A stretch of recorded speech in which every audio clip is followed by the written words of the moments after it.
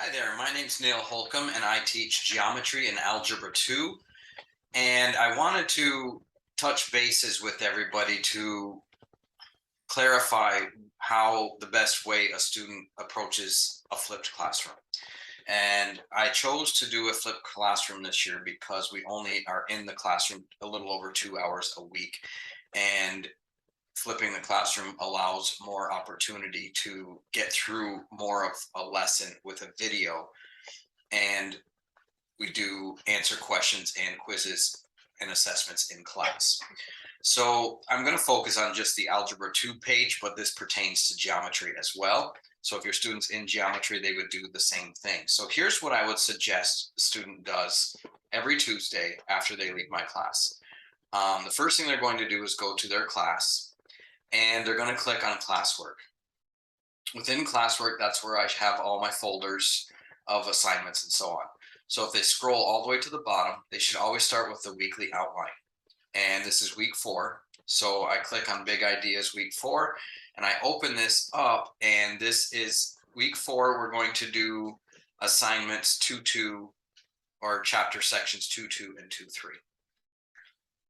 These are the transformations of quadratic functions chapter section, and this is the learning goal for each chapter section. Now down at the bottom is where the assignments are.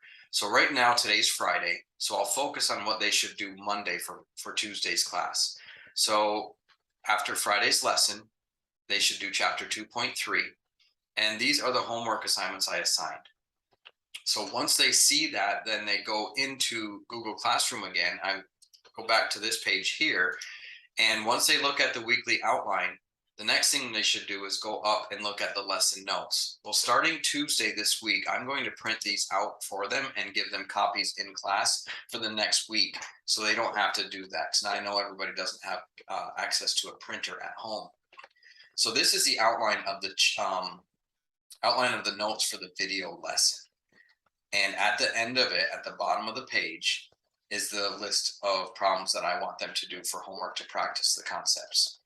So once they have this printed out, they should have it in front of them while watching the video. And then the next step is going to that video and watching a portion of it, not in its entirety. So if you go here and open it up, I'm not going to maximize the screen or anything, but if they watch the video through the beginning, I basically say what the essential question is and what is the learning goal in this chapter. And then we go right into explaining what is in the chapter with a concept. And then after that concept is explained, then we move to example 1.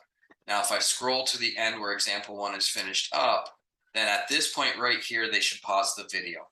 This is the end of, so as you see, I'm putting a box around the final answer. So that is the end of example 1's explanation. So we found the equation of this parabola using the distance formulas, what that is, and they watch the video and hopefully they understand what happened in there. And then the next thing they need to do is go back to the assignment and say, okay, I need to do problems 3, 6, and 17. So there's an electronic version of the book, which is right here. And if they scroll to the end of the chapter section, they will find the exercises. They can also be using their textbook instead of online, that's fine. So I assign them problem numbers 3, 6, and 17, for example. So if I go back to the book, problem number 3 is here, problem number 6 is here. They fall under using the distance formula to write an equation, and it says see example 1. So after watching video example 1, they should be able to do problem number 3 and 6. They're practicing the concept. I only assign those 2. If they do odd problems, the answer's in the back of the book. If they do even, it isn't. But if they go to Big Ideas, which is right here, and all the students know how to get to Big Ideas Math, and I put the assignments in there, and when they click on this, I can't do it here because I have a different view. I have a teacher's view. They have the student view, and it will show all of the problems in the homework, and they can put their answers in and check it. And the computer will tell them if they got the answer right or wrong. If they got it correct, that's great. If they got it wrong, They need to review it and try to figure out what happened and see why they made and what mistakes they made in not calculating the right answer. So let's say they got number 3 and number 6 correct. They understand using the distance formula and finding an equation. Then they need to move on. After number 6, I assigned, I think it was problem 17 was the next one. Yes, problem 17. Well, problem 17 is over here. It's right here. And this is identify, focus, and directrix. And it says see example 2. So at that point, they should go back to the video and play it through until they get to the end of the explanation of example 2. Okay, and so here's example 2, and I will explain it here.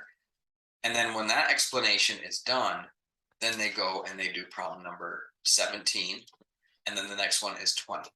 So 20 is right, 17 and 20, I asked them to do 2, and I try to give them an odd and an even so they can check the answer in the book or online, and then any of them can be checked online.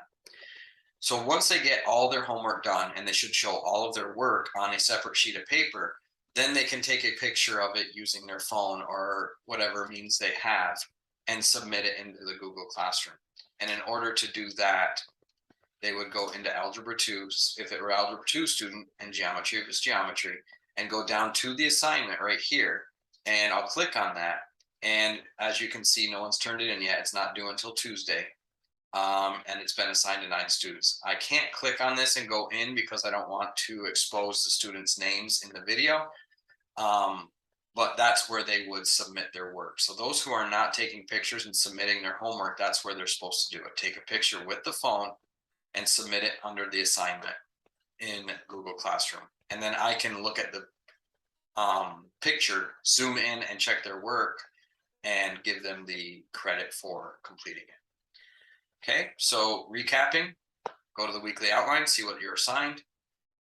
I will give you the video notes in class starting Tuesday. Watch the video lesson, take one example at a time, go to your homework, exercise, do them on a separate sheet of paper, check the answers in big ideas, and then come to class with questions. If you do not understand a concept, an example didn't help you, or you've got a wrong answer on a problem and you want to know what you're doing wrong and you can't find it, that's what class is for. So in class, we're going to go over problems that were not understood, and we'll also do assessments in class. I also have a math lab on Wednesdays from 9 until noon, and you can always come in there and talk to me about anything that pertains to the course in math lab. Okay, so hopefully this was helpful. Have a great weekend, and I will see my students on Tuesday.